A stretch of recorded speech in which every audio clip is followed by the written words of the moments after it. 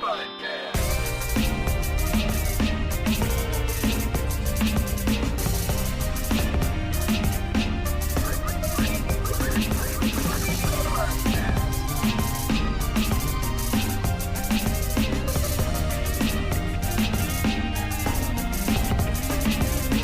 It's time for the Pretty Neat Podcast. This week's episode of the Pretty Neat Podcast is brought to you by you. That's right. If you'd like us to promote your content or your store, let us know by going to theprettyneatpodcast.com and click in the mailbag.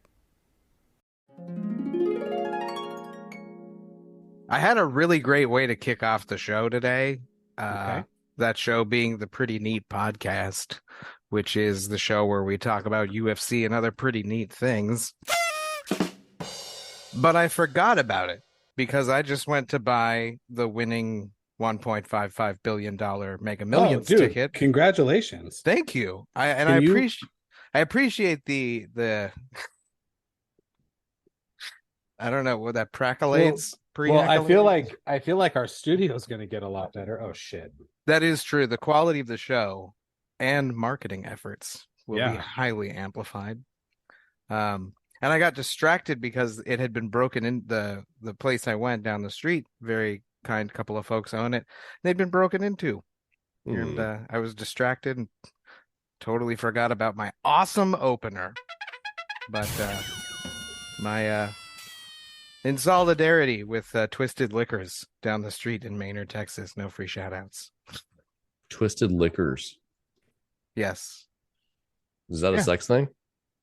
No, it's an alcohol thing. Oh, could it be both? I guess. Yeah. Yeah, it could. I went to Twisted Liquors. It was a lesbian bar. No. I'm somewhere between wanting to congratulate you for that joke and telling you that joke was low-hanging fruit. That's true. But I also think there is a low-hanging fruit component to that joke. Well, I think Low-Hanging Fruits is a great name for an elderly gay bar. Ooh. It's like ball sacks and they'd be low-hanging. I like it. And they're fruits. Also breasts. Male and female. Ryan, what are you drinking? I'd rather not say. Oh. Can you hold it up so I can see it? Yeah. Oh, I'm not mad at that. No. So what is it? Smirnoff Ice Original. Ooh. That's tasty. Yeah. I had an alcohol delivery service that accidentally gave me somebody else's order. All right. And that was in the fridge. Nice. What are you drinking, Dom? I have several alcohols in front of me, and one of the only free shout outs I'm willing to give is because instead of them paying us, I have given them many. I was actually trying to do this math in my head the other day when I was driving. I've given them many thousands of dollars over the last, let's call it 15 years. I have Stone's Buenaveza Seltzer here, but I also I haven't opened it yet, one of their margaritas. Canned which margaritas? which are excellent. They are. Am I coming in like super loud? No. Okay, that's just I need to turn down my internal feedback. Before we jump into the fight news of the day, did you guys hear that apparently Clarissa Shields and Keith Thurman are going to fight? What? So for those who are outside of the like mainstream boxing fandom, Keith Thurman is a former world champion, if I'm not mistaken. Yeah, I believe so. I'll look that up. Keyword he is a man, and the notion of him fighting a woman, which it seems like they have both agreed to. He says he's going to let her wear headgear and wear smaller gloves. He's not going to actually want to punch a girl in the face. He says he's going to do it for charity. Oh, he'd wear bigger gloves and she'd wear smaller gloves. Sorry. Okay. Yeah. What are your guys' initial reaction? This is crazy. He's 30-1 with one no contest, 22 of those by KO. He was the WBA welterweight unified champion from 2015 to 2019, and he's going to fight Clarissa Shields. Get the fuck out of here. Who's sanctioning this? This is definitely not being sanctioned anywhere on earth or anywhere in America or Europe. I think is like an exhibition sparring thing for charity. They'd let him do it. It'd be like an open workout even do type that? of thing. Do you have open any workout? Do you have any idea what Keith Thurman would do to Clarissa Shields? Like what?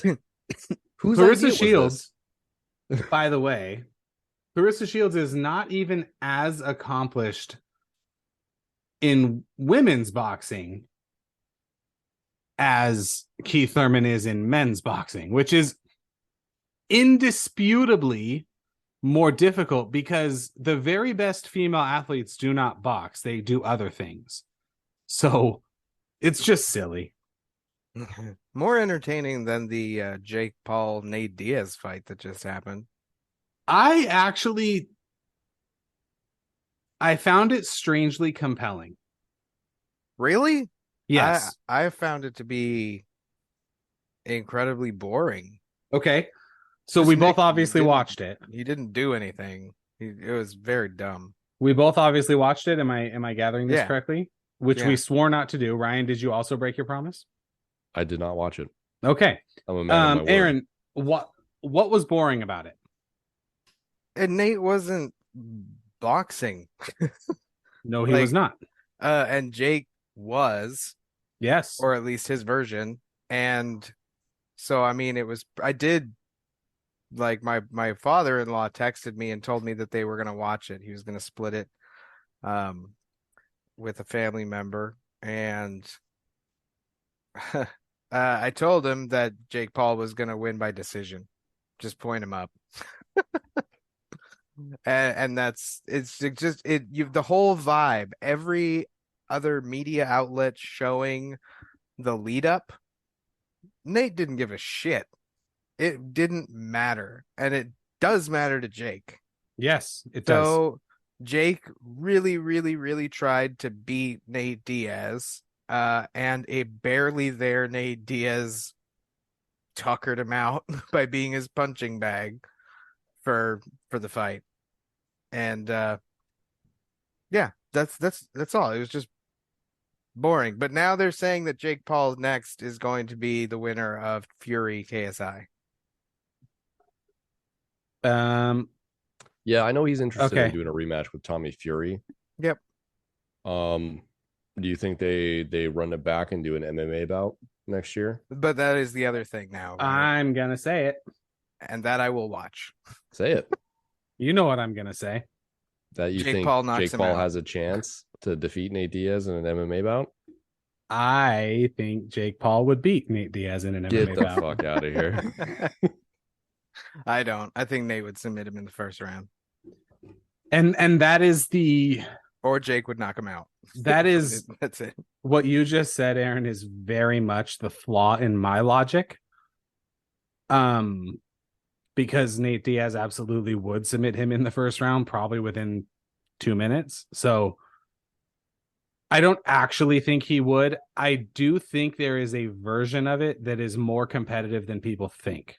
I think Jake Paul is a real athlete as far as like where he came from, you know, the YouTube Disney Channel stuff. Like he's indisputably in great shape. I don't know what sort of testing they're doing for these fights for him. He's indisputably in great shape. He has tremendous body control. He throws legit combos. There's no doubt about that. He's training. Now, if you put him in there with a top 150 ranked, say 195er, 205er, whatever it is he fights at, 202, you know, boxing weight classes are so fucked up. His boxing is no good there, but he is better than I think any of us thought he would be. That's fair. I am no longer interested in seeing him fight a UFC fighter of any sort, unless their name is Alex Pereira or Cyril Gahn or someone or I don't know, maybe Leon Edwards, even though he's a little small. I only want to see someone with real striking chops, not Nate. It's very clear that MMA and boxing are completely different sports. They both just have, it's like golf and baseball. They both have a ball, but so does football and basketball, and they're all very different. Mm-hmm. We even hit them with something. It's still very different. That's right. And hockey, which has a puck, but a puck is basically a flat ball. Is that okay to say, Ryan? You're our resident hockey expert. Yeah, proceed. As I was watching the fight, as your resident student, a flat ball makes sense. I get it. That's the sport where they're on the skates and they have the flat ball. Yeah, that's right. As I was rubber disc. As it is a disc, you're right. Which is a disc is a flat ball. As I was saying, as I was watching the fight, it's very clear that MMA guys are not good boxers. It's just, and I mean, what's crazy is, I was telling my wife, I was like, the thing with Nate Diaz is he was losing bad to the current welterweight champ, and then he rocked him with a combination and damn near fucking won that fight. So you can't, he's not going to knock him out. There's no way. Nate Diaz just isn't, he's just built different from that standpoint, but the knockdown was legit. And I thought Nate was going to fall out of the ring. Like, I don't know. It just, I'm done with the MMA guy thing, unless it's, again, Cyril Gahn, even Jamal Hill. You could talk me into that. Alex Pajeda, somebody in that size range. Obviously, Cyril Gahn's way bigger. What about Somebody, Stephen Thompson?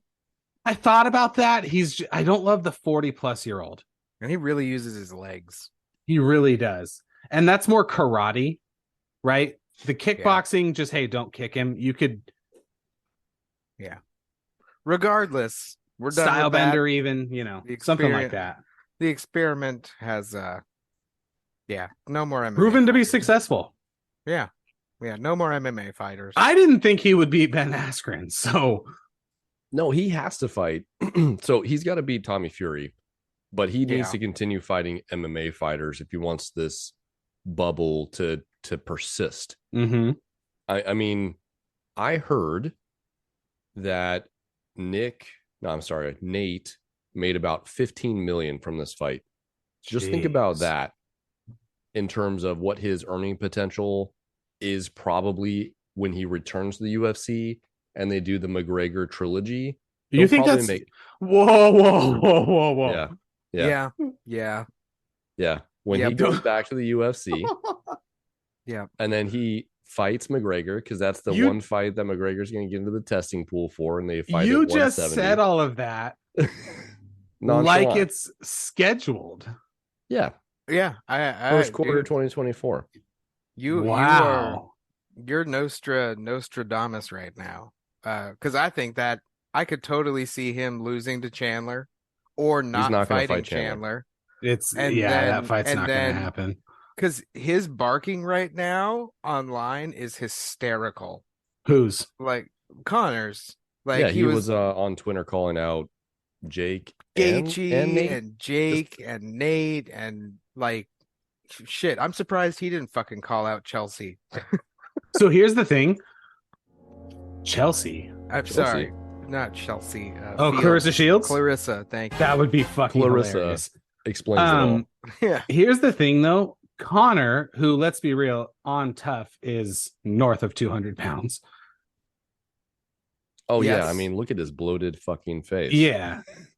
If you get locked in, real trained Connor boxing Jake Paul, Connor beats him. Connor went 7 rounds with the greatest boxer who's ever lived. I agree. The one variable piece here that we have to really account for, Jake Paul's a big motherfucker. Jake Paul's huge. He barely made 185. No, Jake Paul's huge. That's what I'm saying. What if they did it at 200? Yeah. So the thing is that Connor is shit for cardio. And Jake Paul's going that's the how distance. Floyd stopped him. Yeah, he just broke him down. And like, Paul I'll let you punch yourself out, and then I will overwhelm you with flurries. Right, but he went 7 rounds with Floyd fucking Mayweather in his first fight. In his first real boxing fight. He's beating Jake Paul if he is locked in and actually trained and off whatever it is. There's a lot of ifs there, but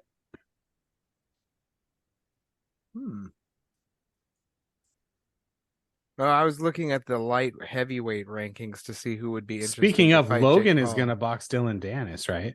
I just saw that. That's Really? fucking wild. Also unnecessary. That's going to happen. Logan is bigger than Jake. Yeah, Logan's fucking huge professionally, right? In WWE, yeah. Yeah. Professional wrestling. October 14th. Yeah, Dylan Dennis is not a striker. That is a mistake for Dylan Dennis. Yes, it is. Yes, indeed. Sorry, Dylan. You fucked up. And homie hasn't fought in so long. Well, he has to do something, right? Didn't he recently have a contracted boxing match that he pulled out of? Yes. Did he? Yes. Yeah, he pulled out just like I've been doing all my life. Damn. I've been waiting for this moment for all my life. Okay. He lost to Gordon Ryan in jiu-jitsu. Yeah, everybody does. Is that on the KSI Fury card? No. Logan Paul would be the headliner. So earlier this year it says now KSI Fury might be on their card. Sorry, Ryan. He was a KSI card that he pulled out earlier this year. They claimed he was, quote, underprepared and possibly, quote, struggling with weight. Right, but he wasn't fighting Logan on that card. He was fighting somebody else. He was fighting somebody else, and now he's going to go fight KSI again, but this time he's going to fight Logan Paul. This is 100% social media banter bullshit. That's all Dylan Dennis does or tries to do. Garbage.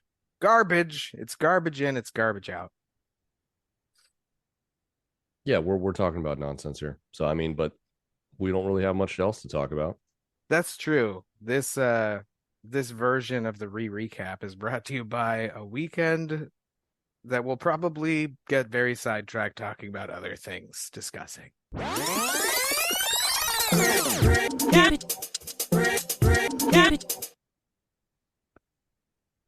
Nashville hosted last weekend's Fight Night, where Corey Sandhagen had destroyed Rob Font by holding him to the ground for 25 minutes, long enough that Dana White walked out halfway through the fight.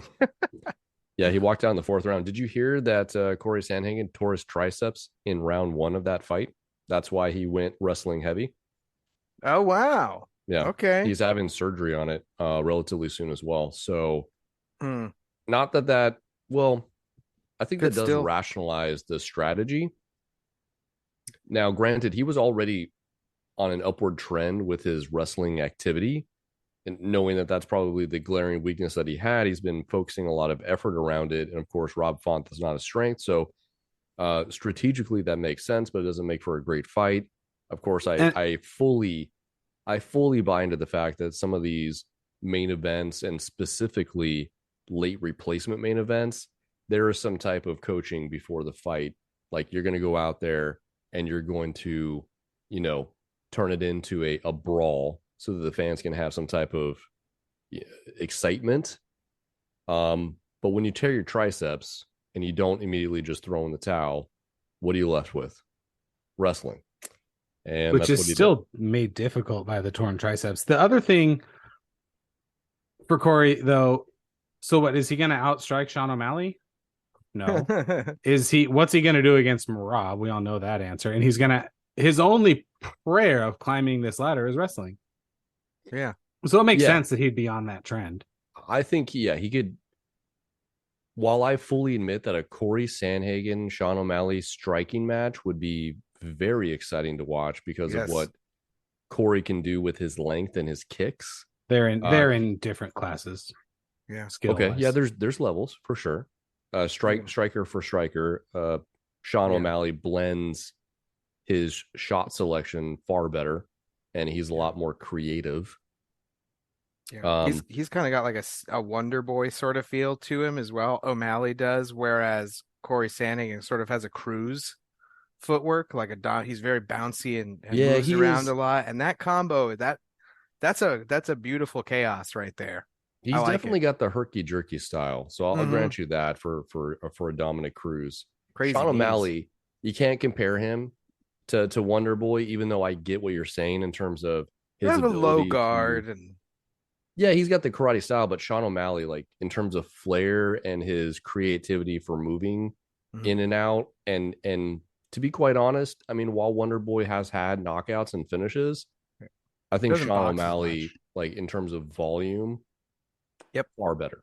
Yep. I think I have said on this show I am done with the Sean O'Malley thing. He's a bit much at times for me, but in the cage he's so fucking good. His striking is so advanced. I mean, I don't even think Wonder Boy is the striker that Sean O'Malley is. I would tend to agree. Yep. I mean, maybe that's recency bias as well. Well, but And you mentioned his creativity, and that to me And volume. that to me is a symptom, for lack of a better word, of how advanced his striking actually is. You have to be really fucking good to be that type of creative, because at this level, at his level, the margins are razor thin. Yeah. You zig when you should have zagged, and you get sent to the shadow realm. yeah, that's true. Confidence is there. It's That's true. definitely Yeah. there. Yeah. I'm into it. So yeah, I mean, kind of a inconsequential. I mean, I'm not inconsequential fight for Corey Sandhagen. Was for Rob Font, who looked like Rob Font. You know what's a bummer about Rob Font is that, you know, he stepped up and into his fight camp to take this on short notice. He was going to fight in front of his home crowd in Boston. That's pretty sad. And now, you know, I'm sure they threw him a bone with some extra pay, but he doesn't get to do that anymore. Yeah. Oh well. He made the choice. He risked it. What you gonna do? I will say that the one of the fights, actually the fight that we all unanimously agreed on was one of the two fights of import on this card, certainly lived up, and that's Tatiana fucking Suarez submitting Jessica Andrade. And she looks awesome. Tatiana looks awesome. She looks awesome. What can we say? I'm gonna say something. I'm here for it. I'm ready to agree to anything right now. She won, but she's not ready. She's not ready. She's not ready. Not ready for this Zhang Wei Li show. Okay. So I was gonna say there is precisely one name in this division that she's not a guaranteed win over, and it's that one. I'll give you that. Okay, so I want her to be all that and more. Right, we were on the Tatiana hype train back in the day before she was out for 3 years with an injury and then an injury during recovery. Yep. But she came back at flyweight, and I get it. You got to shake all that rust off, and she fought. God, I can't even remember her name now, but it wasn't super impressive, even though you got to finish. Esparza? No, it wasn't Esparza. Tatiana Suarez, you're saying? Yeah, when she came back at 125. I will look it up for you. She has fought in reverse order. You're talking about De La Rosa or Ansaroff? No, De La Rosa. De La Rosa. Montana. Yep. Yeah. So it wasn't necessarily the most dominant of wins, but again, not her. I said Montana. Kill Montana. The fact that she was the first women's strawweight champion still is hilarious to me. She is named Montana and is also from Helena, Montana. Hell yeah. What are we doing? Don't do that. I don't like that. Yeah. You don't name yourself after where you live or where you're born. Well, children don't get to name themselves. Wait, is Montana De La Rosa on the list? No. I don't know. She might be. I think she kind of is. I have a list I want to talk about, Aaron. Speaking of recap, you unpatriotic fucks. Ryan, tell him what I'm talking about. What the fuck are you talking about? Damn. Here's the thing. What are we talking about? You don't get to hate America forever and come up with bullshit reasons why you should get paid more than quote the men do, when actually percentage wise you do make more than they do, and then have such a non-showing, and then have a non-showing like that in the Women's World Cup and have people care. That's why people don't care. Yeah, that's the choke job of all choke jobs right there. We are speaking of the national team. Oh, she's on the list. She is definitely on the list. I was thinking of Nico Montana. I feel stupid. Montana De La Rosa. Welcome to the list. Welcome to the list. Thank you. Number whatever with a bullet. I was thinking of Nico Montano. Not on the list. Not on the list. Correct. That's what I said before. But yeah, Montana De La Rosa, sure. List worthy. So women's Tatiana's number 4 now. Cup. US barely make it out of group play. Round of 16, go to penalties against Sweden, and then just epic choke after epic choke. 3 missed penalty kicks. And they're done. I think they were heavy favorites to win said World Cup, and they're out. There you go. And they're gonna have a lot of work to do now to get people to care again.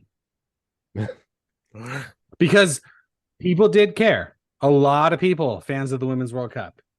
So here's the thing, like people like winners. You know, they can be dominant in fashion and you're just going to gravitate towards them, right? God knows that in terms of national soccer teams, the women's team comparatively prior to this World Cup were far more successful than the men's team. That is correct. They also one time lost to a high school boys team. Go on. I'm fucking letting it fly tonight. I don't care. And they also one time lost to a high school boys soccer team. However, it was 5-1. I mean, it was a really good high school boys team. So yeah, you're right. It was. They were really good. So let's give them their due. Nice. So it's done now, and now everybody can go back to not caring about it. And fun story.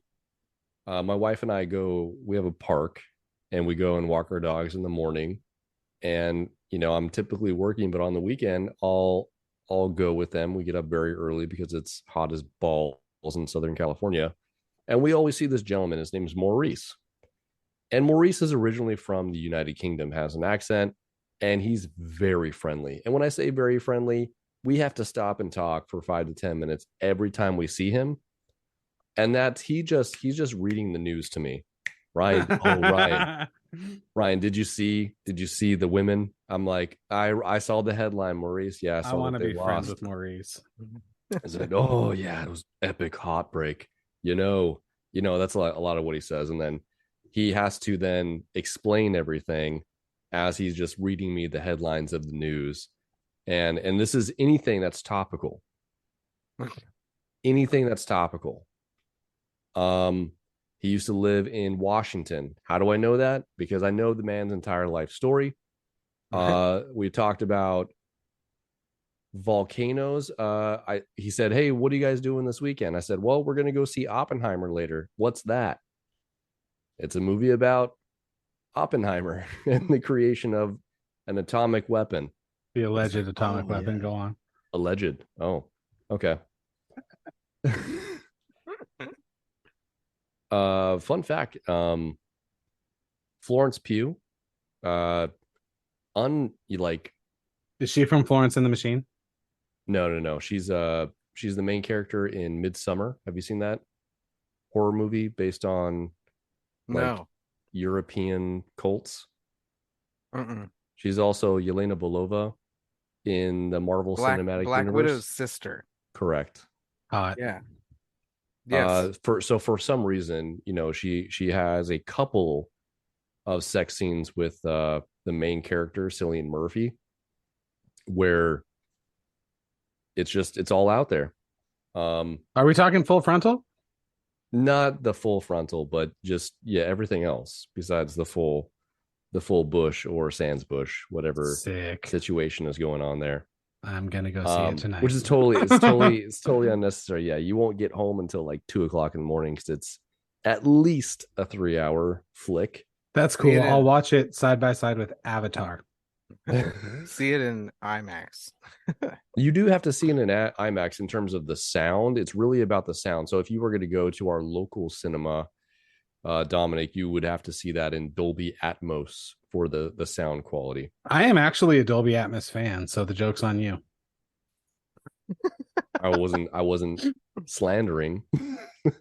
I was not slandering the Dolby Atmos product. You ever try spatial audio?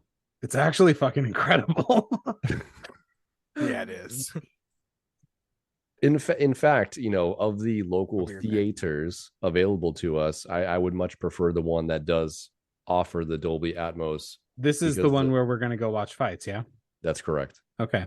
That's correct. The seating is much better. We went to the one at the local mall, and I hadn't been there in quite some time, and I realized why we didn't go. It sucks. So do we think these images of Florence Pugh have hit the internet or no? I mean, I almost guarantee that they have. Let's find out together, shall we?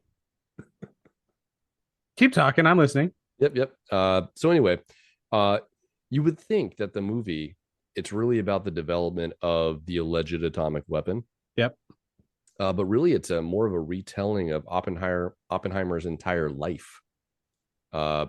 There's some things I didn't know about him in terms of what happened after World War II and his part in the regulation of nuclear emissions and how he was kind of, at least the way it's portrayed, was forced out of that commission.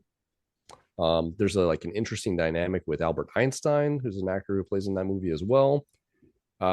But really, really heavy on the dialogue. And also there's an element around, at the time in the 40s, the burgeoning Communist Party in the United States and all of the beatniks on the West Coast when they were, running to join the Communist Party and talk about free ideas and,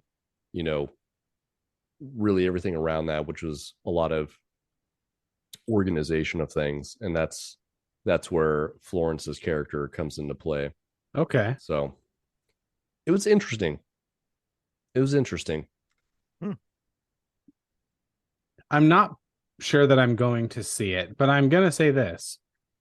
I like that it exists and I want it to exist. And I am a Christopher Nolan fan. And I also watched the first half of the Mario movie the other day. Ooh, it's only the first half. That's interesting. Yeah, well, I had to go to bed because I have to wake up early because I'm back at work because summer break is over and I have a new job. And being late is frowned upon. Yeah, you have to set the example now. You were vice man in charge. I am. I got to give the evacuation safety drill talk today and literally had someone ask, who I really would be shocked if listens to this podcast, how can we trust the all clear over the loudspeaker? What if someone has a gun to your head? And she was talking to the principal.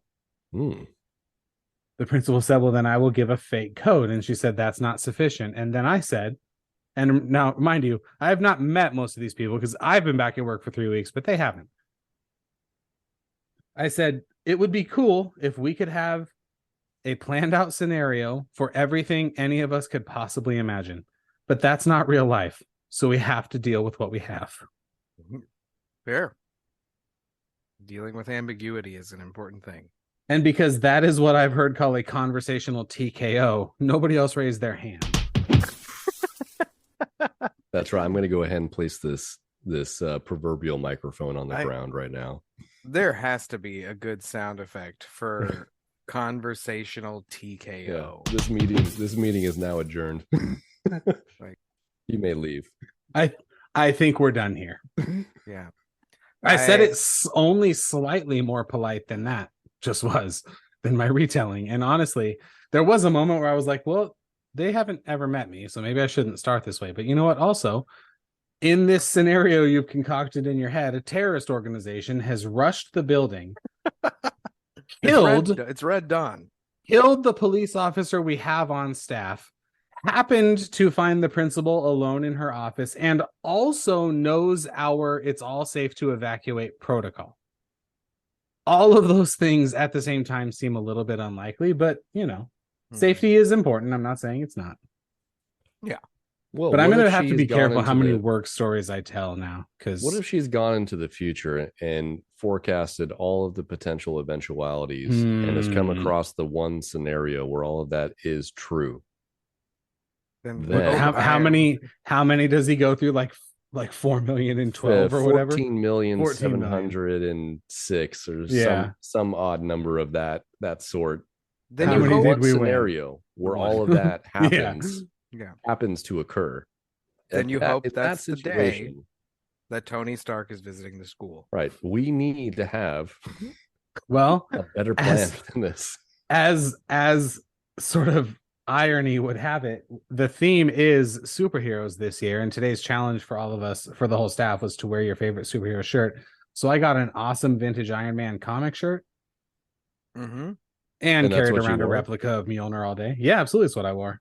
Okay. Well, no shade. No shade. I just found it very serendipitous that we were talking about this scenario and that you were wearing a vintage classic. Here's Iron the Man thing, shirt. though, right? So if it's a 1 in 14 million whatever chance, the chance that something Marvel related on this podcast is going to come up, the odds are way better than 1 in 14 million. So it changes slightly. Absolutely. And also, like, if you're wearing a vintage Iron Man t-shirt portraying that I am this reality's version of Tony Stark, you wouldn't be carrying around Mjölnir and in fact, you wouldn't be worthy.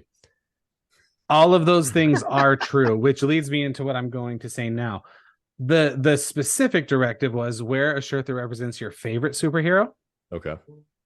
I didn't know about the Mjölnir replica until I saw it sitting on a table. And there, of the three of us, we all know each of us is going to carry that around if it's there. Mm-hmm. That is, in Absolutely. fact, the only thing that's going to happen. Now, did it make me wish I had a Thor shirt? Yes, it did. Also, I then got to thinking what I need to get is this very same replica of Mjölnir, which is not the one from Disneyland, although there was one, the drink holder one, although there was one of those in the crowd too. I need to get a replica of Mjölnir that has some sort of hidden latch on my desk. So then I can have kids try to be worthy. And of course, they won't be able to be because of the hidden latch. But I know the secret way to do it, so I can just kind of pick it up and show them that I am. How fucking cool would that be? Yo, Yeah, that's make a real friends, tone setter. and make friends with your science teacher, because my dad used to do shit like that in his class all the time. The good doctor, I should say, where he would hide magnets under his table that he was moving under the table without the class being able to see, so shit would move on the top of the table with his mind. I like that, but So I need them to be able to try to pick it up anytime, and I need to be able to also pick it up anytime. I'm workshopping it. That's why you use an electromagnet that is attached under the desk, so that way you can attach a pedal to it. That way you can hold your foot on the pedal, electrifies the magnet, nothing will fucking move. I spent $4,000 on this gimmick that I'm going to do with kids 8 times. Yeah, we can make that a reality. I definitely know how to do that. Yes. Are magnets the only option? It's the best and the most tricky. Yeah, it's the most seamless in terms of realism. It is definitely the most seamless. Yeah, and they for sure won't be able to pick it up. As long as it's a strong enough magnet. Have you ever tried to open up an access controlled door that is secured with an electromagnetic lock? No, you're not gonna do it. It is not possible. And it'll work through like 2 inches of wood. Oh hell yeah! Oh yeah! Oh yeah! Oh yeah! Oh yeah! What am I? Oh, yes. Okay, we're gonna have to off air. We're gonna have to talk about this because this needs to. Yeah, you need an electromagnet. Now, what the hard part is, you're gonna have to put the other end. Oh my! Look inside. at the first thing that comes up. Your dream backyard to life. Yep. Yes. And they did it You're with gonna a have to put sewer the cap? other end in the hammer. Yeah, I think that could be arranged. yeah. Speaking of the good doctor, The files are in the computer. Whoa. Yeah, there you go. The good doctor and the missus have safely arrived at their domicile in the great state of Indiana. Oh yeah. Good. Evansville. Good. Welcome. Look, Romy. Oh shit. Now Okay. they may have done it to where the hammer itself is the electromagnet, and Quite possibly. they're remotely controlling it because it's on that big metal sheet on the ground. Up, we just picked it up. No, because it says here in the title a fingerprint scanner, so they scanner. likely have that. See that on the Ah. handle? Yeah, so the hammer itself So- is the magnet. They have Yep. it paired to the fingerprint so that the electromagnet is always powered on, and the fingerprint acts as your kill switch. Got it. That is fucking cool. Yeah, Romy is like really smart. Oh, you And got they for sure cannot get that off. Look at that. hell no. Okay, so he's using like a dry lead acid battery to power the. But it has to be on metal Yes. Yeah, for it's a this magnet. one. So our hypothesis would be that it would be an electromagnet attached to the underside of the table, and the Yeah. and the Mjölnir would be metal and get Yes. attached to it. This guy's gonna pull his back out. Yeah. Hold on. That's great. Oh That's yeah, there's cool. a couple more. These all look like people are doing it in the hammer. Yeah, so that makes sense because of the shape of it. You could Yeah. have two 12-volt 7-amp dry lead acid batteries within the shape of the hammer, and then all your components are within it. The fingerprint scanner, that's interesting. I'd have to see how that's wired up. Yeah. Is that the coolest accessory gimmick That's pretty tool darn up in the there. Marvel universe? I mean, I think Stormbreaker is cooler than Mjolnir Okay. Fair. if we're talking about lore, because Stormbreaker can actually open up the portals. Bifrost. Yeah, the Uh-huh. Bifrost. Yeah. Whereas Mjolnir was, I mean, it was forged in the heart of a dying star, but it was only meant to concentrate Thor's natural powers. He doesn't need the hammer to access, his His godlike abilities. Yeah. But specifically the being worthy to lift it. Mm-hmm. Yeah, Because that that's doesn't technically apply to Stormbreaker. That's a pretty cool. No, it does not, attribute. because Stormbreaker gets like passed around like a $2 whore. You have to well, what does he say? It would scramble your mind. How many Marvel characters have ever wielded Stormbreaker? Stormbreaker's in the comics, right? Stormbreaker or Mjolnir? Mjolnir. No, Stormbreaker. Stormbreaker, I believe the answer is 4, which would be Thor, Uh-huh. Captain America, Uh-huh. Jane Foster as Thor, and Groot. Okay. Does Groot count? Groot holds the hammer, at least in the movie. No, Mjolnir, he acts as the handle. He fuses Stormbreaker together. yes, but he holds it later in the battle. I don't think he does. I'm pretty sure he does. I don't know if he does. But I'm not sure if Captain Rogers does, though. He does because Rogers has Mjolnir, but I feel like they traded off. They do. He says, "Give me the Okay. big one," and he tosses it to him. Nice. This is Oh wait, doesn't the little girl wield one of them She had in Love and Thunder?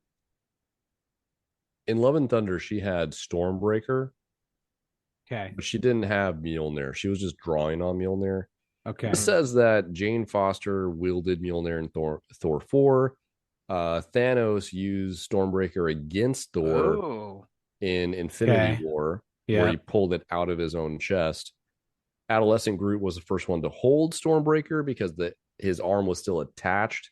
So he was actually holding the axe before he chopped off his arm. And then it says that Steve Rogers can wield Mjölnir and Stormbreaker. That's a semantic TKO. You have to be strong enough to handle Stormbreaker. Yeah. I mean, we also know that Vision, right? Vision picked up Mjölnir. Yeah. Oh, yeah. He's also an artificial being. Yeah. Right? They made that joke, right? Hammer But he gets is in the worthy. Elevator moves the hammer. Elevator's not worthy. But would the elevator move? The elevator does move up and down. Okay. Yeah. So in this analogy, Mjolnir. Never mind. I was gonna bring that back to Israel Adesanya fighting Strickland, but I'm not gonna be able to figure that out. Yeah, I don't know. I don't know if there's an analogy for that. Here's the thing. So from what I understand, this Christian fight has... Bale's character also had Stormbreaker. Yes. Mm-hmm. The God Killer. I forgot what his name was. Unless it was the God Killer. The God Butcher. The God Butcher. That's Got right. it. That's a sick name. It is a sick name.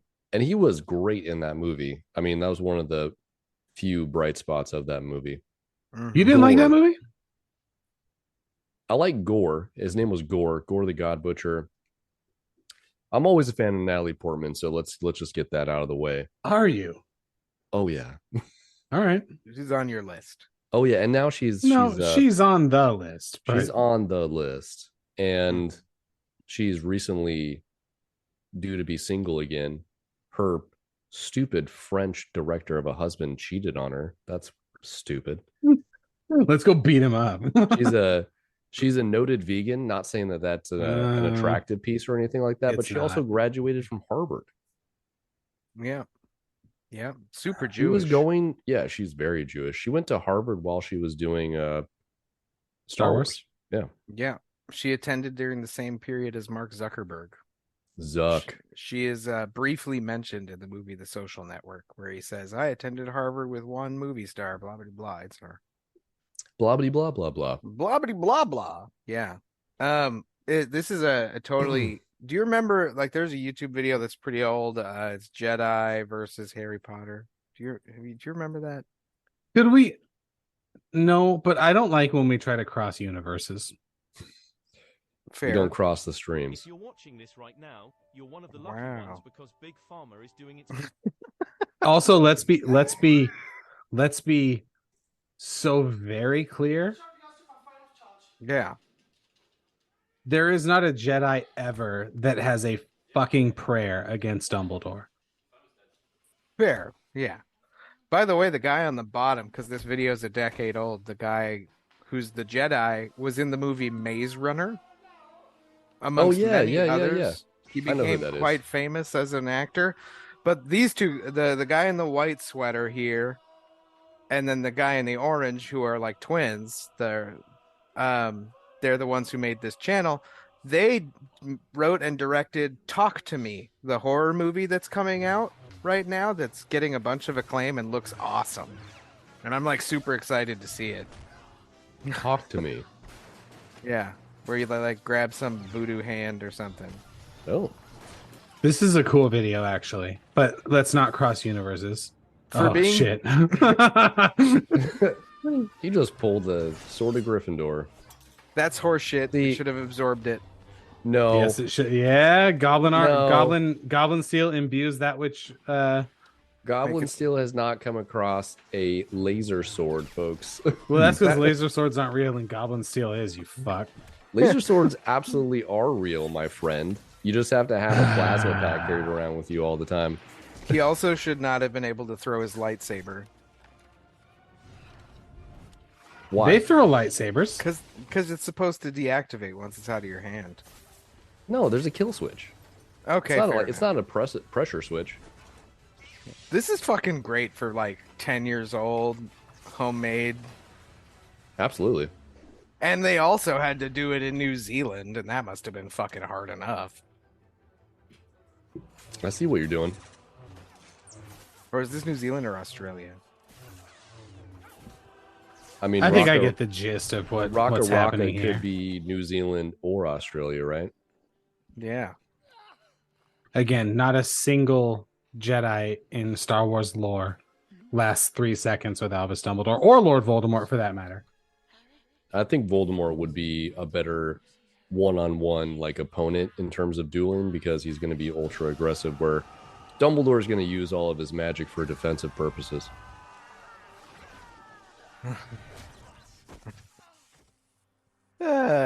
This fantastic. I mean, I think you're right.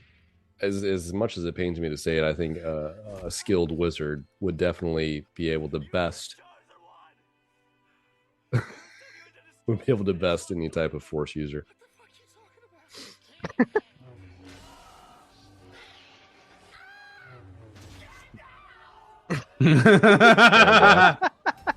He scrubbed Gandalf at the end. That's pretty good. That's good. There you go, blending the universes. Yeah, we definitely crossed the streams. Oh, there's definitely a sequel. I don't think we should cross streams anymore. No? No. It has to be comparable. It's the Iron Man versus Batman thing. They're both orphans, they're both geniuses, they both have technology and money. And in a fight, Iron Man beats him in, I don't know, a half second. With the quickness. I mean, the adage is that with a proper amount of time that Batman can prepare for anything and win. No, he can't. But not against Iron Man. All right, I'm Oh god. Death Maul is showing. Okay, yeah, this is pretty solid. RakkaRakka, come on the podcast. We want to talk about the video you made for YouTube. Also, Maurice, come on the podcast. Dude, Maurice would join, but this would turn into a 3-hour podcast. Oh boy. The visuals on this are good. Yeah, look at this flying off in the car. Except that's a Pontiac, but all right. Oh, really? Oh my god. Okay. Flying a time. Who's this fucking Hagrid? Okay, this is pretty solid.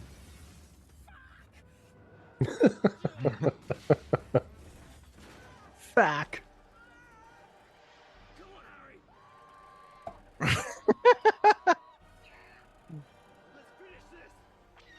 This is great.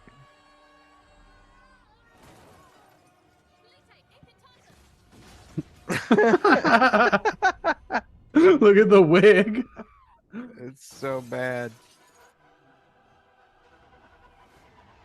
Man, they did such a good job. This is an expensive YouTube video. That's ridiculous. Okay, that's enough of that. Good for them. Anyway, if you're listening to the podcast and like to know more, go to YouTube and search for RakkaRakka. Yeah. We're into it. There's a free shout out for you. I have I'd like to make a motion. Yes. Which I suppose would have to be seconded. Okay. I don't think we should dignify this coming fight night with any sort of preview or picks. I mean, I second that. Okay. No question. If we do any type of UFC discussion, it's for future fights or recent fight announcements. Yeah. Yep. Cool. This is a joke. So for all the listeners out there may or may not be a UFC fight card this coming weekend. But after that, there is UFC 292. Which does warrant some discussion, but it can't be the picks because that's next week. No, Yes. we can set the stage. We can set the table for future picks. I've heard from many I'm known to set a table or two. Yeah. Placements where the placements are being set. Works on the right. Works on the right. I don't know if that's correct or not. Drinking a peach mango Angry Orchard tonight. Ooh, peach mango. Yeah, get that summer vibe. It's pretty good. Hey, there are two names on the prelims for 292 that might be a little bit of a spoiler. On ESPN's website, on the prelims. Yeah. I'm wondering. I have not seen Tough today, and I don't even really know where they're at. You're just finished.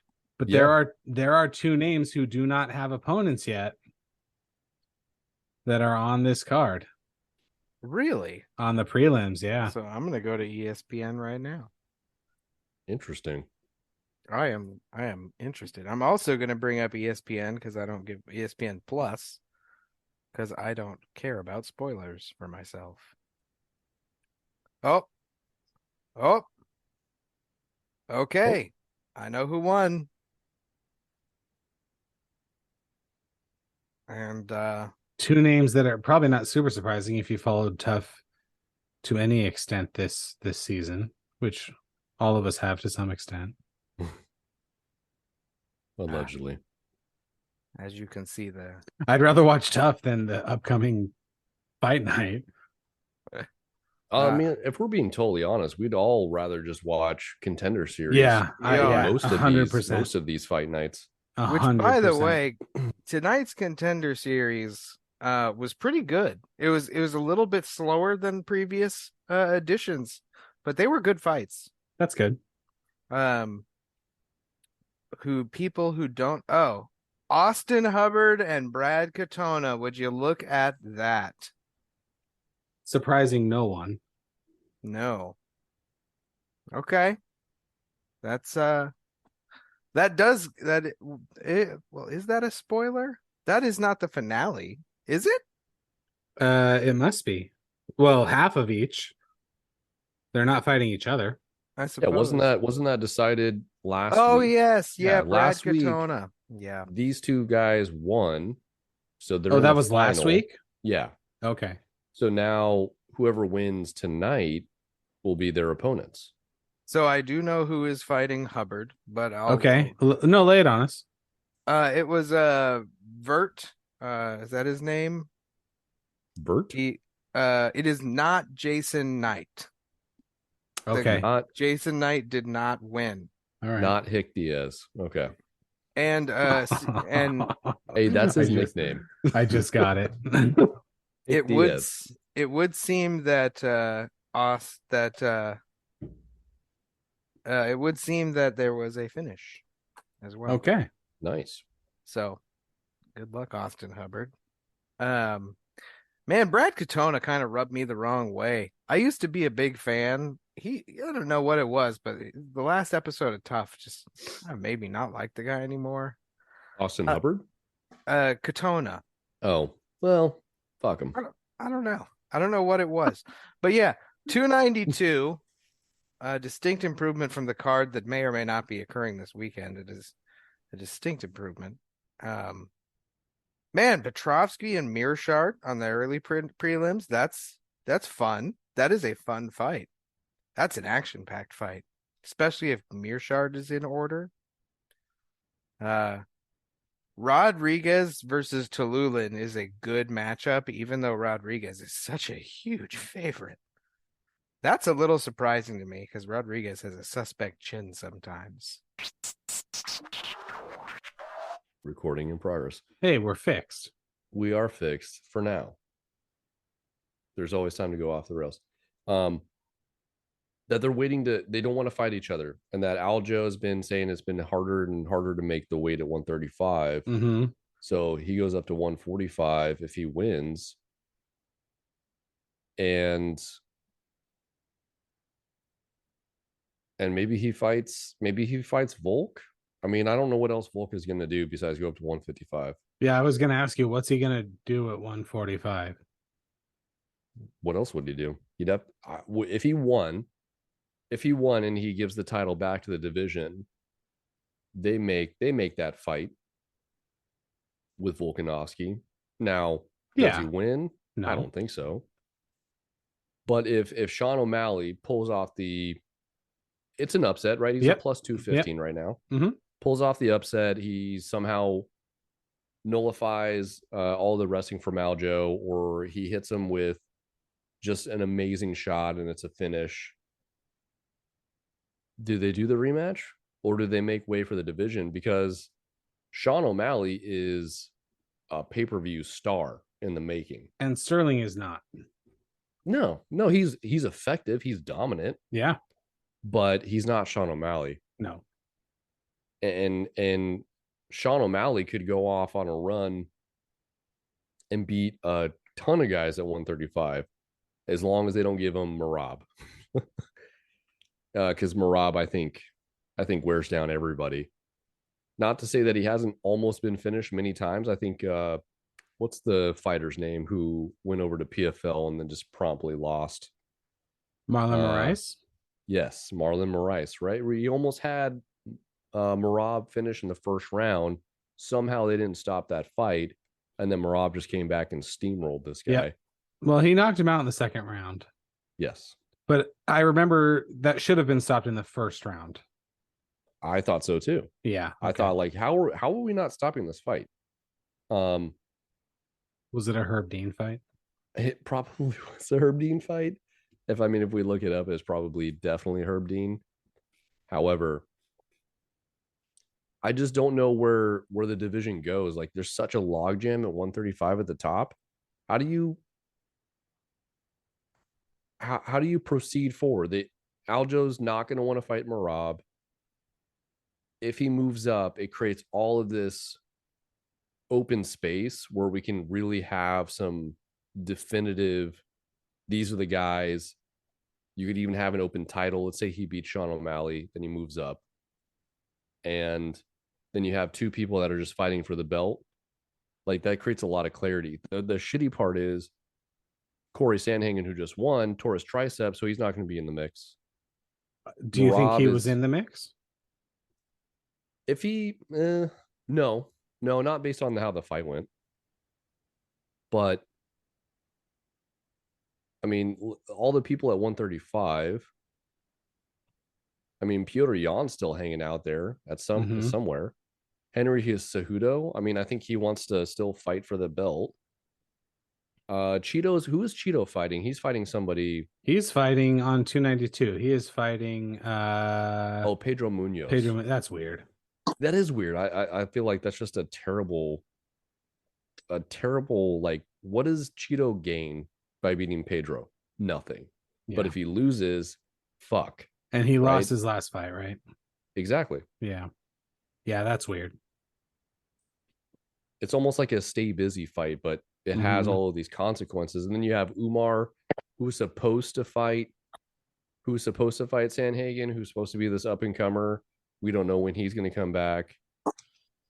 But also a stay busy fight for a guy who, since, May, August, and December of 2020, June and November of 21, April and August of 22, March of 23. He's been pretty busy. Yeah. But what's he got to show for it? He doesn't have a title shot. He's not good enough. That's the problem. There was like a weird window where we kind of thought he was, and I just think he's not. Yeah, he got neutralized in his last fight, so that tracks. Mm-hmm. That's still that front kick knockout. Was it a front kick or was it a punch to Dominic Cruz? I thought he kicked him. He kicked him and just broke the fuck out of his nose. Or did he punch him? He definitely front kicked somebody. Aaron's back. Yeah, we'll see. We'll see what happens here. I'm on the phone right now. How did Marlon Vera beat Dominic Cruz? Did he punch him or kick him? Kicked him in the face. That's right. Okay. I kicked right to the face. Right to the face. Right to the nose. Mm-hmm. Yeah. But he also front kicked Frankie Edgar. He also front kicked. That was the one with the still image where it looked like he compressed his face down. Do you know why it looked like he compressed his face down? Because he did. Because he compressed his face down. Because he totally did that. Funny how that looks when it's what happens. And then he lost that 5-round split decision to Corey Sandhagen. So that takes him out of the championship mix there. Unfortunately for him, by quite the margin. Well, this says it was a split decision. I just think losing to him, though, Oh with yeah. The way With the Co- log jam happens is Yeah, and then you compare that to what Corey Sandhagen's done, who yeah. is beating all the top guys not named. TJ Dillashaw.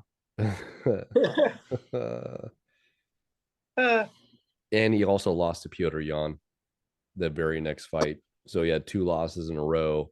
Then he came back and beat Song Yadong. Then he beat Cheeto. Then he just beat Rob Font. So it's like he's beating top tier talent. He just can't put it all together At the right time. Yeah, consistently. Yeah. I don't know. It's really it's kind of a cool. Aaron, we're talking about Sterling and O'Malley. Yeah. It's kind of a cool like break the dam type of thing, right? Like we're gonna figure out something's gonna move. Yeah. And then it'll be interesting to me after this fight, say Sterling wins, which he certainly could. Will the UFC continue to play ball with him and Merab not wanting to fight each other, or will they say we'll fight each other or vacate the belt? No, I think he'd go up and try and challenge Volkanovski and get his ass kicked. Remember that Well, Merab yeah. got the shot? That's what we said too, is that he's hinted at moving up. He could move up. He'll get an immediate title shot, especially if he wins, right, against Sean O'Malley. I think only if he wins. If he loses, then he falls behind Merab, and the story becomes Merab going to get Sterling's title back from Sean O'Malley. What if he loses and says, "Hey, guess what? I'm still going up." Then Like, the story is still Merab, Sean O'Malley. And I think say O'Malley knocks him out, he pulls off some crazy spinning back fist or some shit early in the fight. He takes no damage. I think Merab gets in the cage right then. Yeah. That'd be fun. And then I think Sean O'Malley beats Merab. Because I actually do think he would beat him. That'd be an interesting fight, and Merab's been clipped before. That's for sure. Yeah, we were just talking about how he should have lost in round 1 to Marlon Moraes, and that Herb Dean, we presume, didn't stop that fight, and then Moraes was just done, right? He was toast, and Merab just overwhelmed him for a stop in round 2. I need to know who this fucking ref was in this fight. In which fight? The Merab versus Marlon Moraes. Round 2 TKO. Speaking of, let's go out on who was the ref? Did we find it? No. Okay. Email the pretty neat podcast at gmail.com. Tell us who that ref was. Probably Herb Dean. Let's go out on this. We talked last week at length about Weezer's cover of Toto's Africa. Yes. Do you know what song showed up on my Apple Music, like the For You playlist that it builds every Tuesday? Which for me is usually spot on to what I want to hear, especially if I've been using a lot of Apple Music. Do you know what was on that fucking playlist? Was that Weezer's cover of Toto's Africa? Yep. I think I played that for the last time in like 2019. So That's and amazing. and you know what? They're listening, guys. They're listening to us. Yeah. They're definitely listening. Your favorites mix. It's called Your Favorites Mix. It's actually part of Apple Music that I enjoy. And look at that. Also, for some reason, Walking in Memphis by Mark Cohn. Walking in Memphis. Yeah. See, look. Can you see? Oh, you can't see it. Damn it. Well, I promise you it's there. Yeah. My wife whatever. and I both watch Hot Ones. Hell yeah. Hot Ones is the YouTube show. Was Mark Cohn on that? No, but he recently had on Louis Capaldi, who's a singer, and we've been addicted. He's great. He's not that great. You said Louis Capaldi, and for some reason I thought Peter Capaldi, who was one of the doctors. I think he was doctor number 13. Oh. You guys Of what? Doctor Who. The show. Doctor Who. Oh. The doctor. Oh, and by the way, referee was no nonsense Keith Peterson, who was full of nonsense and didn't stop that fight in round 1. With apologies to Herb Dean. Damn. There you go. All right. What are we sending it out on?